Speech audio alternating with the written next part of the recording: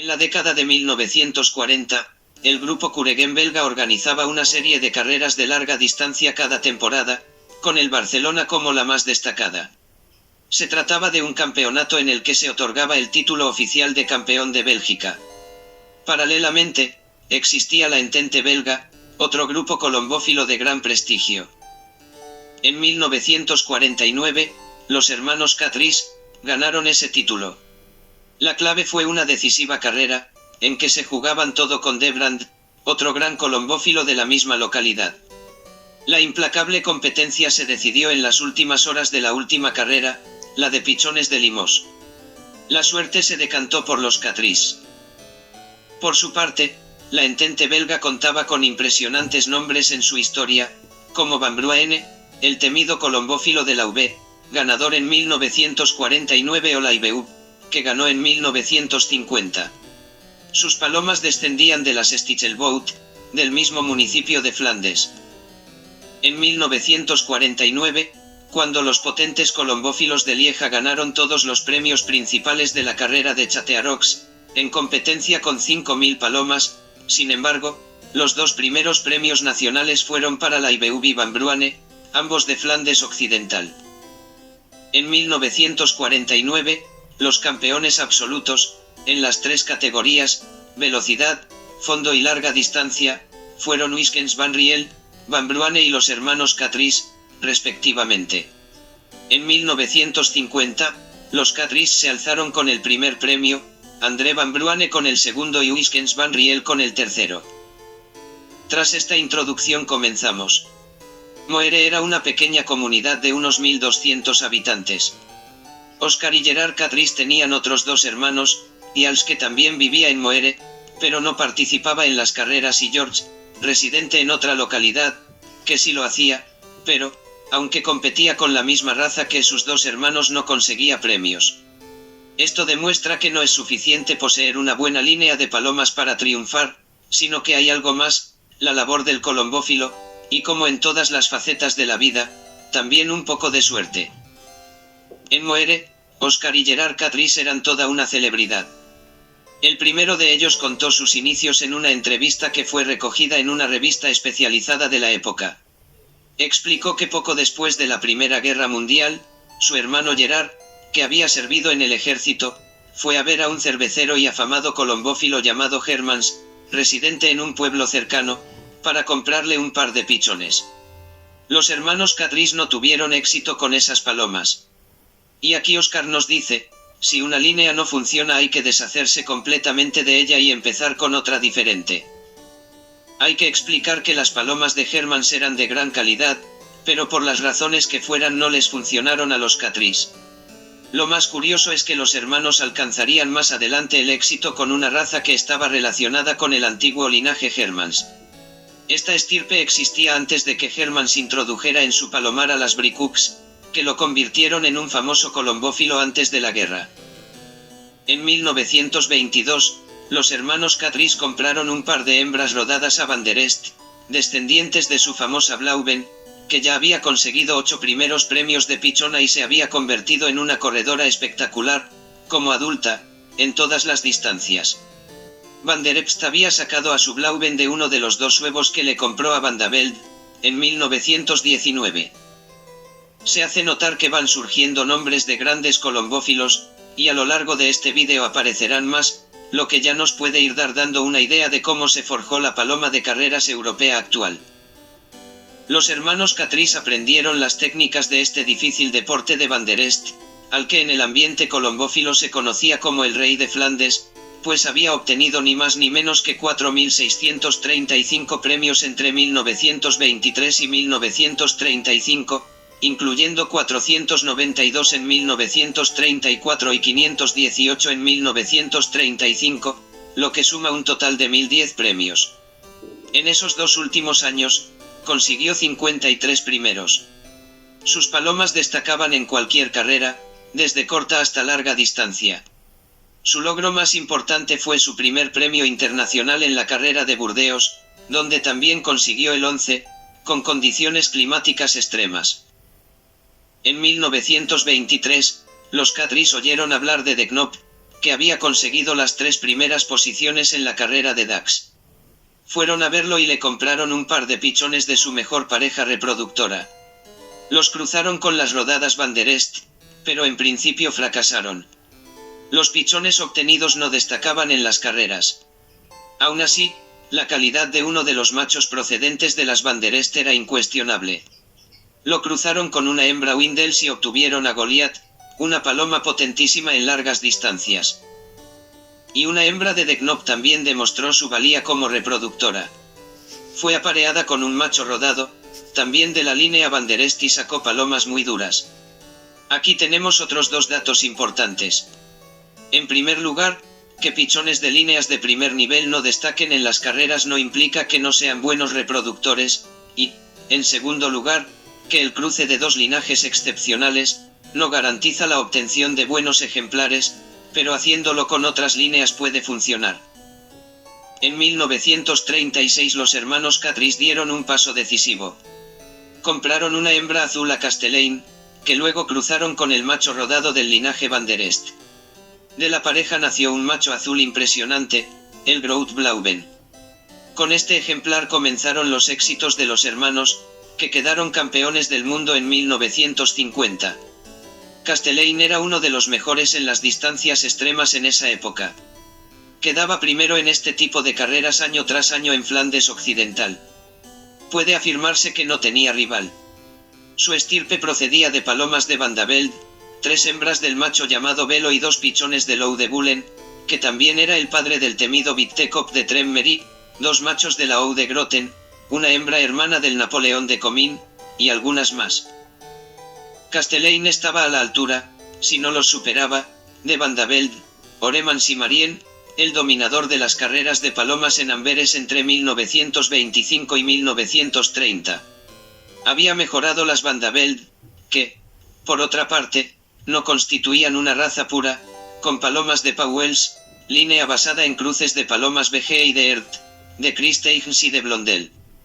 Pero es que Castellane también tenía palomas puras de las líneas de sangre más antiguas, como las Gibbs y las Uhlens. Como vemos, todo nos lleva al principio, a Uhlens. Pero volvamos a los Catrice. Su mayor virtud fue la paciencia.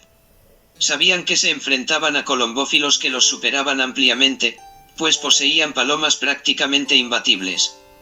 Nadie podía ponerse a la altura de ellos de la noche a la mañana. Muchos aficionados adinerados lo intentaron, comprando los mejores ejemplares, y fracasaron. Los Catrice tuvieron el acierto de no deshacerse de sus primeras palomas, que eran mediocres en las carreras, pero procedían de muy buenas líneas.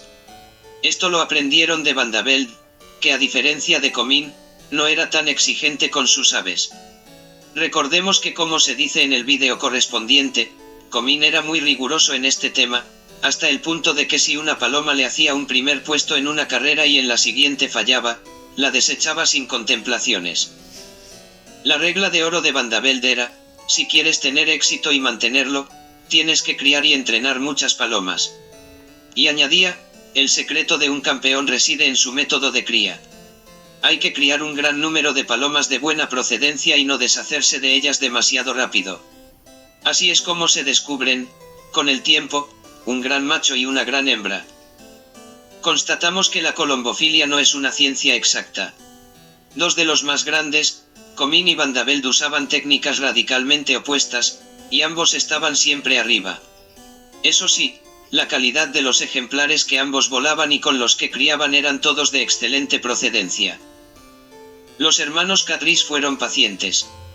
Estaban convencidos de que poseían una buena línea de palomas. Siguieron los consejos de Van de Velde: calidad de palomas, experiencia, empuje y, sobre todo, paciencia. El Groot Blauwe fue la base de una serie de palomas excepcionales, tanto en cría como en vuelo, especialmente con cruces de las aves de Deknop. Uno de estos crack fue el Luis, con muchos éxitos en las carreras, incluidas las de Tours y Angulema. Era hermano de otros 3 fuera de serie, el Langan, el Klein y el Napoleón. Siempre buscando mejorar su estirpe, los Catrice compraron en 1930 2 hembras de De Force, que cruzaron con el Klein y el Luis.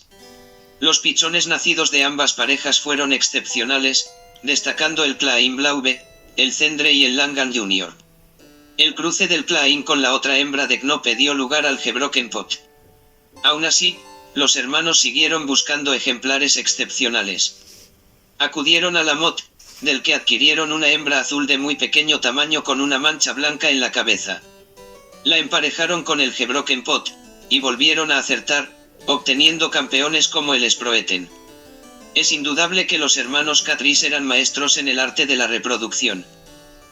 Entre 1930 y 1940, sus éxitos en las carreras se conocían a nivel mundial. Pero comenzó la Segunda Gran Guerra y Bélgica fue ocupada por el ejército alemán en 1940. Las palomas de los Catrice fueron llevadas a Palomares de Bruselas. En 1944, tras la retirada de los alemanes, la mayoría de los palomares belgas estaban vacíos. Los Catrice viajaron a Bruselas y recuperaron unas 40 de sus aves, entre ellas 4 hijos de uno de sus numerosos campeones y algunos nietos del Luis. Los hermanos volvieron a la carga. Con sus antiguas palomas obtuvieron un azul no muy agraciado físicamente, que, sin embargo, se convertiría en el dominador de las carreras de todas las distancias. Lo llamaron Pete y fue el padre del 45, así como de muchos otros fantásticos voladores y reproductores. El 45 consiguió primeros puestos también en todas las distancias, y en 1949 ganó para sus dueños una suma de dinero desorbitante. Al año siguiente, siguió con sus triunfos y ganancias, consolidándose como un auténtico crack, tras quedar primero, por ejemplo, en la carrera de Burdeos, sacando más de una hora de ventaja al segundo. Su madre era la Gran Mette. Hay que explicar que, en 1946, Hermans vendió sus palomas adultas, alcanzando un precio récord. Solo se quedó con los pichones. Además, varios colombófilos famosos subastaron todas sus palomas también adultas. El Dr. Bricux ya lo había hecho en 1930 y Durey en 1933. En esos tiempos los colombófilos balones, sur de Bélgica, superaban a los flamencos, norte de Bélgica, y compraron muchos de estos ejemplares. En los años previos a estas subastas, estos poderosos campeones balones estaban en la cima del éxito. En los años posteriores, las cosas cambiaron. Esto puso nervioso al Dr. Bricux, vio que sus palomas destacaban en otros palomares, mientras que en el suyo no ganaban ningún premio en los campeonatos nacionales. Decidió comprar palomas nuevas, algo que no había hecho en mucho tiempo.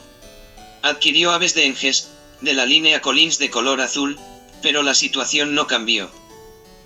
Hermann se enfrentó a lo mismo, aunque logró mantener su nivel. Aún así, este gran campeón de Amberes no tuvo mucho éxito en 1946, 1947 y 1948 en comparación con los años anteriores a la guerra.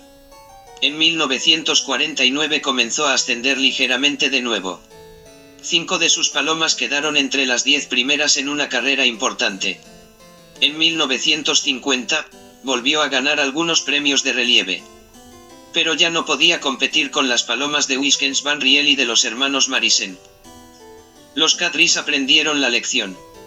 Se propusieron no vender nunca sus palomas adultas. Tampoco las encestarían para el Barcelona, por las grandes pérdidas que se reportaban en esta carrera. A veces competían en el Bilbao o en el Santander, carreras desde España, como el Barcelona, pero rehuían esta última. Tras la guerra, como se ha dicho, recuperaron unas 40 adultas. Por eso ya en 1946, recién terminada la contienda, empezaron sus verdaderos grandes éxitos, y ello a pesar que sus palomas necesitaban bastante tiempo para desarrollarse completamente. Muchos fueron los triunfos de esta raza excepcional durante las décadas de 1950 y 1960. Las Catrice destacaban sobre todo cuando la climatología era tan adversa que muchas palomas no regresaban. Oscar falleció en 1964. Durante algunos años, Gerard siguió compitiendo. Sin embargo, no le dio tiempo a conseguir muchos éxitos, pues murió en 1969. Sus palomas fueron vendidas y la raza persiste, aunque ya no en estado puro, hasta nuestros días.